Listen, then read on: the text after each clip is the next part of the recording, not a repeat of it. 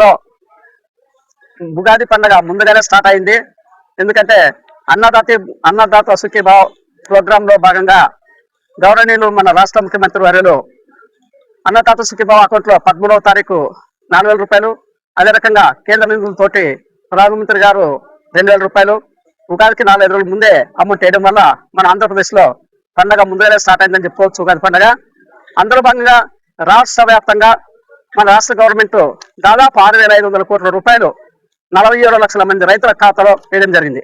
అదే రకంగా కేంద్ర నిధులు కూడా 2,000 రూపాయల ప్రకారం చొప్పున దాదాపు 2,500 కోట్లు, రెండు కలిపితే 9,000 రూపాయల కోట్లు మనకి 47 లక్షల మంది రైతుల అకౌంట్లో వేయడం జరిగింది. అందులో భాగంగా మన ఆదోని నియోజకవర్గానికి వస్తే దాదాపు 19,000 మంది రైతులకు గాను ఈ విడతలో ఒక్కటే 11 కోట్లు జమ చేయడం జరిగింది. ఆ రకంగా 3 విడతలు చూసుకోకపోతే 36 కోట్ల రూపాయలు ఓన్లీ మన ఆదోని నియోజకవర్గానికి జమ చేయడం జరిగింది. అందులో భాగంగా ఆ రోజు నుంచి ఈ రోజు కూడా కంటిన్యూ 5-6 రోజులు అంటే ప్రతి గ్రామానికి వెళ్ళి ఏ గ్రామంలో ఎంతమంది రైతులు జమ అయింది, ఇంకా పెండింగ్ ఉన్నాయా, రైతుల సమస్య ఏముందే అని తెలుసుకోవడానికి వచ్చిన సందర్భంలో ఈరోజు మన ఆదోని ఇన్ఛార్జ్ అయినటువంటి ఇమ్నేశ్వరన్ గారి ఆధ్వర్యంలో, చైర్మన్ దేవేంద్రపన్న గారి, ఉమాపతన్న గారి ఆధ్వర్యంలో ఈరోజు జాలమంచి గ్రామం రావడం జరిగింది. ఈ జాలమంచి గ్రామంలో దాదాపు 500 మంది రైతులకు గాను 30 లక్షల రూపాయలు జమ అయింది ఈ విడతలో. అదే రకంగా ముందు చూసుకుంటే 2 విడతల్లో చూసుకుంటే ఆ 2 విడతలు ఈ విడతతో కలిపి ఓన్లీ జాలమంచి గ్రామాలకు ఒక్కటే 1 కోటి రూపాయలు జమ జరిగింది.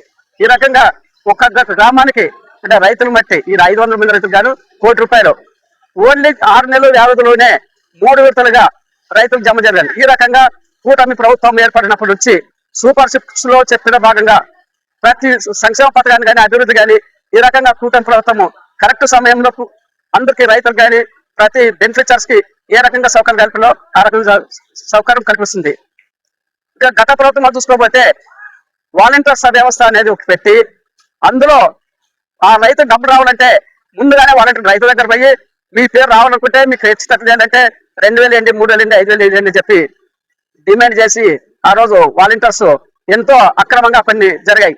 ఈ రోజు అట్లాంటి దారి లేకుండా డైరెక్ట్ గా ఇక్కడ కూడా ఎవరు కూడా 1 రూపాయి అవినీతి కాకుండా డైరెక్ట్ రైతు అకౌంట్ లో ఫుల్ అమౌంట్ జమ చేయడం జరిగింది.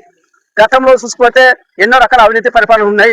ఆ రంగం కాకుండా ఇప్పటి నుంచి కూటమి ప్రభుత్వంలో ప్రతి సంక్షేమ పథకం కూడా డైరెక్ట్ రైతు అకౌంట్ లో జమ అయ్యేటట్లుగా ఉండడానికి కూటమి ప్రభుత్వం తరఫున అన్ని రకాలుగా శ్రమిస్తూ రైతులు కూడా ఇంకా ఏమైనా ప్రాబ్లమ్స్ ఉన్నాయా, ఏమైనా అవసరాలు ఉన్నాయా, ఏమైనా ఇబ్బందులు ఉన్నాయని తెలుసుకోవడానికే ఈ రోజు గ్రామంకి వచ్చాం. కాబట్టి ఈ గ్రామంలో కూడా అందరూ హ్యాపీగా ఉన్నారు.